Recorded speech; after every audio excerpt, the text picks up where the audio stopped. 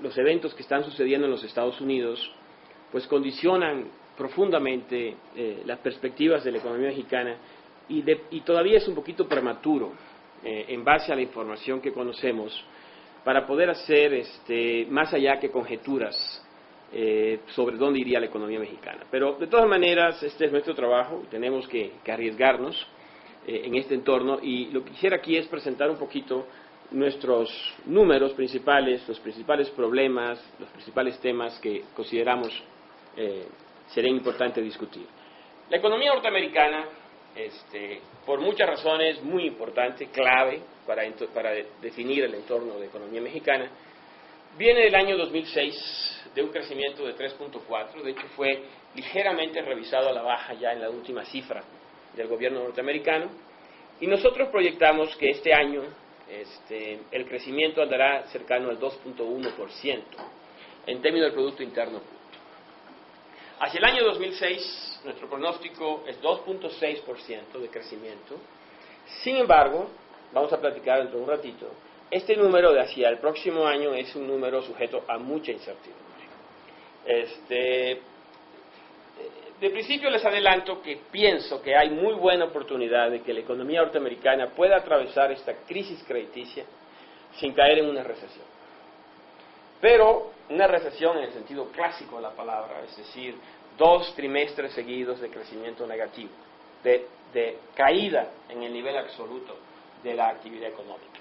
Pero una recesión en el sentido moderno que llamamos de recesión del crecimiento es inevitable. Es decir, es una economía que debe crecer en términos de su crecimiento potencial, en el orden del 2.9 al 3.2%. Entonces, todo asegura que este año es un año de crecimiento por debajo del potencial y el próximo año lo será también. Es decir, pero es una recesión de crecimiento, no una recesión en el sentido clásico de la palabra, aunque los riesgos es que pudiéramos ver en algún momento alguna recesión en el sentido clásico. Es decir, que realmente pudiera suceder que en el primer semestre del próximo año la economía norteamericana se parara en seco. No es nuestro escenario más probable, pero vamos a discutir los riesgos que están alrededor de este tema. Para nosotros en México la clave en términos de crecimiento económico no es el único factor, pero es el más importante sin duda, es el desempeño del sector manufacturero de la economía de los Estados Unidos, del cual formamos parte a través de muchas maneras. O sea, una de ellas es porque nuestras cadenas productivas son parte de la cadena productiva norteamericana. Entonces, lo que estamos viendo este año, en lo que va del año y lo que pensamos que va a suceder hasta que termine el año, es que hay una desaceleración grande, porque el sector manufacturero es un sector procíclico. Normalmente da movimientos cíclicos mucho más grandes que lo que da la economía norteamericana. Esto es importante entenderlo porque Estados Unidos cada vez más o cada vez menos es un país de manufacturas. Manufacturas representan alrededor del 12% del Producto Interno Bruto. Entonces, este es un sector pequeñito, pero da unos bandazos enormes y es con el que nosotros estamos directamente vinculados. Entonces, del año pasado un crecimiento del 4.6%, para este año proyectamos un crecimiento del 2.2% en el sector manufacturero y hacia el año 2008, con todas las salvedades que acabamos de decir, un crecimiento del orden del 3.5%.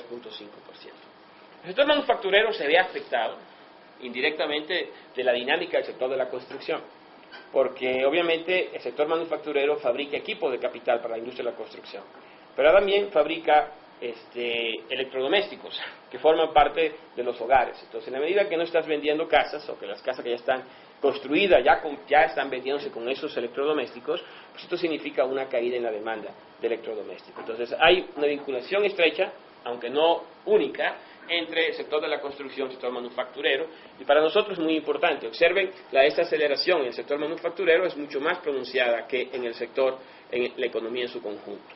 El Fondo Monetario Internacional apenas hace un mes y medio, revisó sus expectativas de crecimiento para el año 2007 y 2008, y en general lo que vemos en estos pronósticos es que el crecimiento económico es muy robusto. O sea, el año 2006 el crecimiento del mundo fue 5.5%, y de acuerdo al Fondo Monetario Internacional, 2007 va para 5.2%, y 2008 5.2%.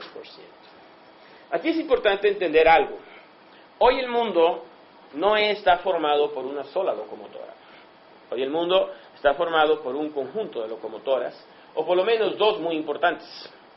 La economía norteamericana, que tiene un valor en Producto Interno Bruto cercano a los 13 trillones de dólares, y la economía china, que tiene un valor cercano a los 4 trillones de dólares.